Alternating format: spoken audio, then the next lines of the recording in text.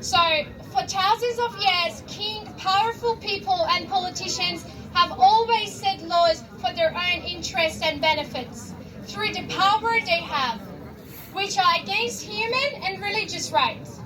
The result of these laws have always been oppression, discrimination, death, and pain for innocent people, because they disagree or speak out against the brutal laws and policies. The freedom to practice religion, the right to education and work, the democratic right to vote. In the fact of such a brutal treatment, people choose to flee their own lives, seek to refuge in countries where they can live without fear of violence and discrimination. In Iran, the brutal Islamic regime, who is a puppet of West and East, since 1979, it has taken millions of Iranians hostage and killed thousands of people. People are in prison, and women and girls and boys are being killed in the street. Their freedom and basic human rights have been taken away from them. I pay attention to all these events and then look at my own situation and the fate of refugees and community and bridging visas in Australia. I think about the people who have not been allowed to study or work for 10 years. I think about those who spent 10 years in immigration detention centres and suffered from severe mental illness. Those who suffered racism, assaults and violence. We refugees and visa bridging have no voice, and in any case, most government officials in power position would not hear our words. My decade of life as a refugee in Nauru and in Australia has been 10 years of despair, 10 years of indecision and uncertainty. Mental torture, loneliness, fear, 10 years without rights, 10 years of detention and wasted life and discrimination. Do politicians in the power ever ask themselves why the asylum seekers came to them and asked for asylum? We all escaped from an oppressive dictatorship, from genocide, prison and torture in our own countries. We thought Australia, there is a free world, there is equality. We are here to ask for human rights and the freedom to live in democracy. We have sought refuge so that we can freely choose our religion and freely study and work. After 10 years, we feel that we belong to this community. Those of us who are able to work and study have proven that we are good and law-abiding citizens through our progress and our respect for the Australian law. Some people have welcomed us to Australia. They have helped us to heal the pain and the suffering that was imposed on us in our countries and in the immigration detention centres. But we have also suffered discrimination. We were separated from our friends when we arrived on Christmas Island, and were sent to Nauru and Manus by force and lies. Shame. We were told that if we went to Nauru and Manus, our transfer to Australia would be faster, and we would be recognised as refugees more quickly. Liars. That was not true.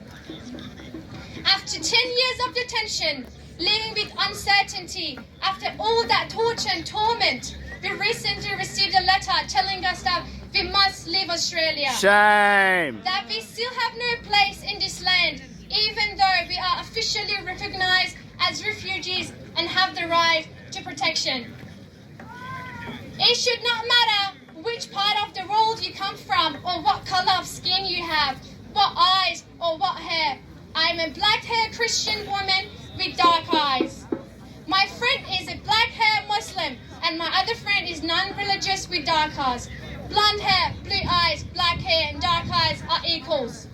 Why does the government step on human values and implement such a cruel policy? I am impressed that some Australian politicians are supportive of what's happening in Iran right now. They stand with the Iranian women as the protest for their rights and freedom they do not yet have. But I am an Iranian woman who fled from the similar issues 10 years ago. I could have been Mahsa Amini if I did stay in Iran. We survived hell, a place called Nauru, but we still have to fight for justice, for legal rights to seek refuge in Australia, and the right to education. Since I've completed high school 5 years ago, I to go to university and follow my Shame. dream. Shame. The dream of being a dentist. To be a good member of the society and contribute to this community. I have been offered sponsorships from both universities and my workplace. Yet I have to turn it down because we are still pawns in this political chase game. My only dream is to study, yet I have no right to university education. This is a shame. Shame. Why is this opportunity taken away from us? For what guilt? How is this justice? I am part of a young refugee generation that would like to make a contribution to this community and this country, to make it better, more advanced, a place with a bright future where everyone's welcomed. I request the government to consider us with more kindness and take a more realistic look at the problems of the refugees, to compensate us for the injuries and the mental and psychological tortures and assaults that we were subjected for 10 years in Nauru and Manus. Yeah. To allow everyone to be part of this blessed land. I ask you to feel my pain, to be my voice, and to support us. To stop using people from Nauru and Manus as a border protection. Australian Navy has been very strong and powerful enough that they have stopped the borders and closed the borders for the past 10 years. We are families with hopes and aspiration that want to live a life with dignity and contribute to Australia, the country I want to call home. Thank you. Yeah.